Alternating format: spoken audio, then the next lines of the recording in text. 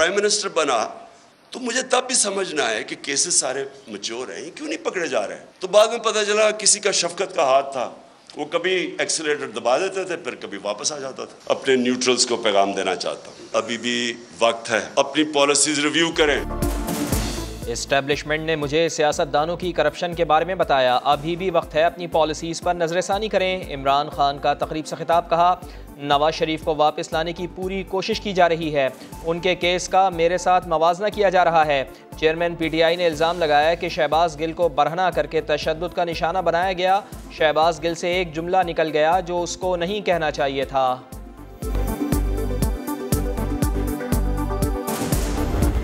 FIA गिरफ्तार कर सकती थी शहबाज शरीफ को इल्जामात की बुनियाद पर, मरियम नवाज को। अगर FIA इन तमाम लोगों को इमरान खान के इल्जाम के ऊपर गिरफ्तार कर सकती थी तो इमरान खान को भी गिरफ्तार होना चाहिए। जो FIA में पेश नहीं होता उसको गिरफ्तार करना चाहिए।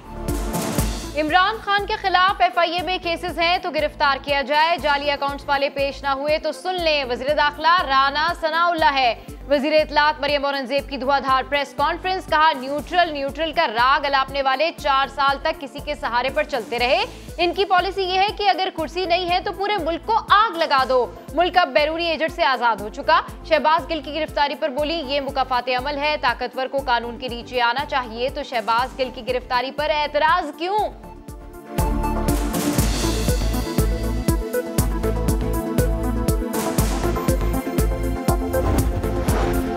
शहबाज गिल के जिस्मानी रिमांड के खिलाफ दरख्वास्त पर इस्लामाबाद हाई कोर्ट में समाअत। जस्टिस आमिर फारूक ने जेल हुक्काम से पूछा, शहबाज गिल ने तबीयत खराब होने की शिकायत कब की? जवाब मिला दोपहर 4:15 बजे।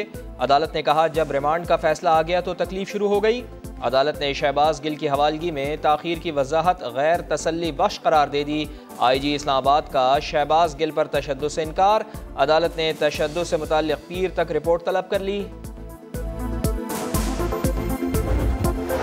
पुलिस शहबाज गिल का मजीद जिस्मानी रिमांड लेने के लिए डट गई। तफ्तीशी टीम की खुसूसी इजलास में तिब्बी मुआयने और रिपोर्ट्स का मुख्तलिफ ज़ावियों से जायजा लिया गया।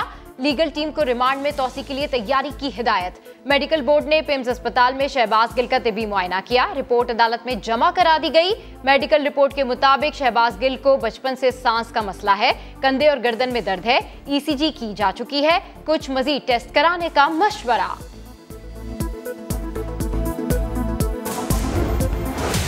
काफ़ी सारी मेरी प्रिजनर्स से मुलाकात हुई है, शहबाज गिल साहब से भी मैं मिला हूँ और बिल्कुल ठीक हैं, कोई मसला नहीं है, सवाल ही नहीं पैदा होता। आई एम वेरी क्लियर, किसी की मजाल नहीं कि जेल के अंदर मौजूद किसी भी कैदी को कोई उंगली भी लगा। शहबाज गिल साहब पे बहिमाना तशद्दुद हुआ, ऐसा तशद्दुद हुआ कि शायद आप किसी जानवर से भी करना पसंद न करें। वज़ीर दाखिला पंजाब हाशिम डोगर का यूटर्न। 2 रोज़ कबल कहा शहबाज गिल पर तशद्दुद नहीं हुआ, आज कह रहे हैं जानवरों से बदतर तशद्दुद किया गया। जुडिशल रिमांड मुलतवी होने का बताया तो वो बेहोश हो गए। शहबाज गिल से बदसलूकी पर DIG और जेल सुपरिटेंडेंट को मुअत्तल किया। आप तो फूलों में सोने वाले लोग हैं, आपकी चीखें एक मुकदमे पे निकल आई हैं। पर्चा दर्ज हुआ है, गिरफ्तारी हुई है, रिमांड ऑर्डर है, कोर्ट ने ऑर्डर किया है, अब इससे ज्यादा क्या करे। PTI की एक ही मुकदमे में चीखें निकलने लगी, किसी को तफ्तीश से फरार नहीं होने देंगे। वजीर कानून आजम नजीर तारड़ का सेनेट में 2 टोक बयान। शहरी रहमान कहती हैं पंजाब में सिर्फ एक शख्स को बचाने के लिए 100 एहलकार तब्दील कर दिए गए, मुल्क में सैलाब से तबाही आ गई, इसके मुतालिक कोई नहीं पूछ रहा। साद रफीक बोले जब कोई जेल जाता है तो इस पर बगले नहीं बजानी चाहिए, बारी सबकी आती है। गद्दारी के सर्टिफिकेट बांटना जमहूरियत पर हमला है, सियासी लीडर्स को औलिया कराम का दर्जा नहीं देना चाहिए।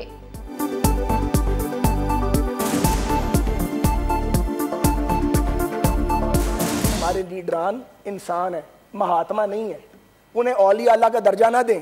खुदा का वास्ता कुछ सोचें, ये औलिया अल्लाह नहीं है, इंसान है। हम अपने अपने लीडरान की तारीफ में कलाबे मिलाते हैं, उन्हें पता नहीं क्या बना देते हैं। भाई वो हम जैसे ही इंसान है भैया। कराची का जो जलसा है वो जलसा इसी मुल्कगीर तहरीक का हिस्सा है। ये जो तहरीक है ये 10 सितंबर तक जारी रहेगी। हम समझते हैं कि 10 सितंबर तक इस हुकूमत को इस्तीफ़ा दे देना चाहिए। अगर 10 सितंबर तक इस्तीफ़ा नहीं देते तो फिर जाहिर है बात जलसों से आगे जाएगी। PTI का हुकूमत को उतारने के लिए मुल्क गिर तहरीक चलाने का ऐलान। फवाद चौधरी ने 10 सितंबर का अल्टीमेटम दे दिया। कहा इस्तीफे नहीं आए तो बात जलसों से आगे निकल जाएगी। परवेज खटक कहते हैं PDM इख्तिदार के मजे लूट रही है। फिलहाल इलेक्शन की कोई बात नहीं हो रही, ना कोई बैकडोर राब्ते हैं। हुकूमत मुज़ाकरात के लिए इलेक्शन की तारीख दे।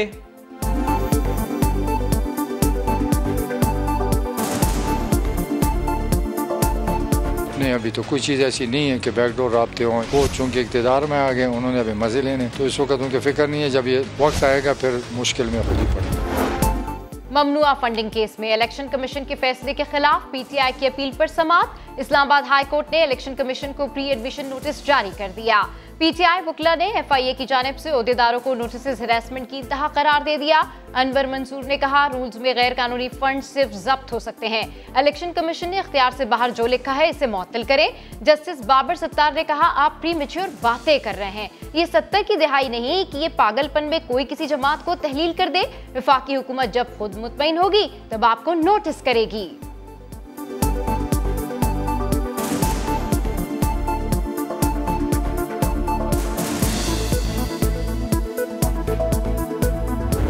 IMF हमसे ये कह रहा है कि बैन हटा दो, तमाम चीजों के ऊपर से बैन हटा रहे हैं, लेकिन जिस किस्म की मैं ड्यूटीज और RDs लगाने इस पे जा रहा हूँ, ये पाकिस्तान में फिनिश गुड्स की हैसियत से नहीं आ सकेंगे। ये जो बड़ी बड़ी मर्सिडीज गाड़ियाँ आती हैं या दीगर गाड़ियाँ आती हैं, उसके ऊपर बहुत ज़्यादा ड्यूटीज लगा देंगे।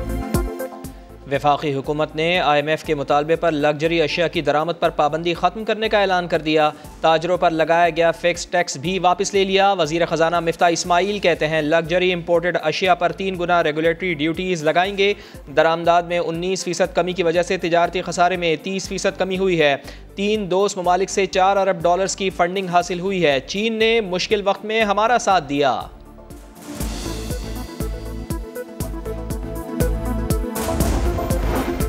शहबाज शरीफ मुल्क को दुरुस्त सिमत में लेकर आगे बढ़ रहे हैं। पकड़ धकड़ की बजाय मईशत की बहाली में दिलचस्पी है। चौधरी शुजात हुसैन का काफ लीग की मजलिस आमला के इजलास से खिताब। कहा हमें सियासत का नहीं मईशत का सोचना चाहिए।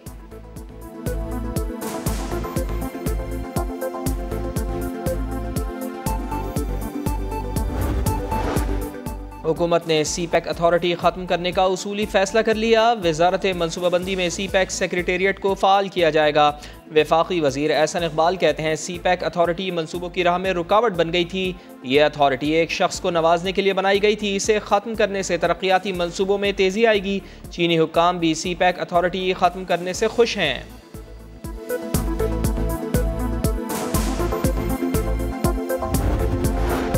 तोशा खाना के तहफ़ जाहिर ना करने पर इमरान खान की नाअहली के लिए दायर रेफरेंस पर समाअत। इलेक्शन कमीशन ने इमरान खान के वकील को जवाब जमा कराने के लिए 22 अगस्त तक की मोहलत दे दी। वकील ने कहा इमरान खान रुकन असम्बली नहीं है, इसलिए नोटिस जारी ही नहीं हो सकता। चीफ इलेक्शन कमिश्नर ने कहा कागजों में इमरान खान अब भी रुकन असम्बली है। बार बार कहा जाता है कि इलेक्शन कमीशन इस्तीफे मंजूर नहीं कर रहा। बयानात न दें, कोई इस्तीफा भेजा हो तो दिखा दें। लीगी रहनुमा मोहसिन शाहनवाज रांझा ने कहा इमरान खान अब टेक्निकल नॉकआउट होंगे।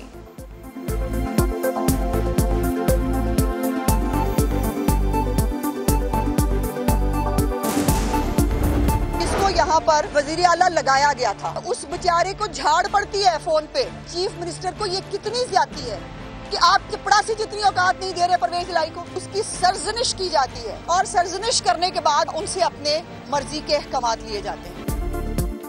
इमरान खान चौधरी परवेज इलाही को चपड़ासी जितनी हैसियत भी नहीं देते, झाड़ पिलाते हैं, सरजनिश करते हैं, मर्जी के अहकामात मनवाना चाहते हैं। लीगी रहनुमा आज़मा बुखारी की कड़ी तनकीद। कहा हर जगह अपने कारिंदे फिट किए जा रहे हैं, लगता है गोगी और पीरनी का अधूरा मिशन परवेज इलाही पूरा करेंगे।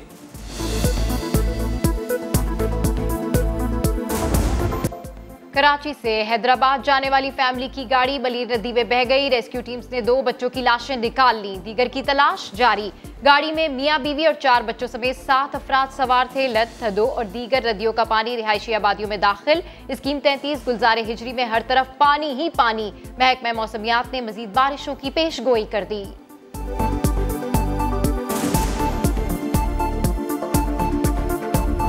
दिल में आता है कि सारे वज़रा को, सारे मुशीरों को और तमाम अरबाब इख्तियार को इन्हीं कीचड़ों पे 3 दिन के लिए बिठा दिया जाए, गलियों में ले जाकर, और वहीं उनको खाना दिया जाए, वहीं इनको कहा जाए कि चलो इसके अंदर, तो इनको पता चल जाएगा कि ये कराची के लोगों के साथ क्या जुल्म कर रहे हैं। कराची की सूरत हाल बदतरीन हो चुकी है। सिंध के वजीरों और मुशीरों को 3 दिन इसी कीचड़ में बिठा दिया जाए। अमीर जमात इस्लामी कराची हाफिज नईमुर रहमान ने सिंध सरकार को खरी खरी सुना दी। सियासी एडमिनिस्ट्रेटर को फौरी बरतरफ करने का मुतालबा।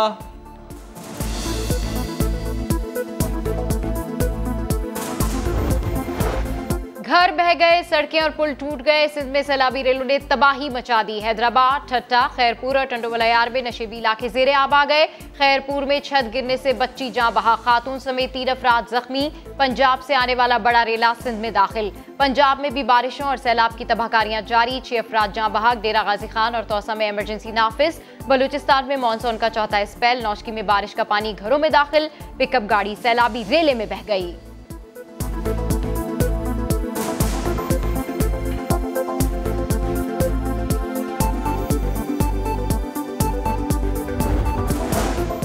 और पाकिस्तान ने नीदरलैंड्स के खिलाफ दूसरा वनडे 7 विकेटों से जीत लिया। 187 रन का हदफ 3 विकेटों पर हासिल कर लिया। बाबर आजम ने 57, मोहम्मद रिजवान ने 69 और आगा सलमान ने 50 रन बनाए। हारिस रऊफ और मोहम्मद नवाज के 3-3 शिकार। पाकिस्तान को सीरीज में 2-0 की फैसला कुन बरतरी हासिल हो गई।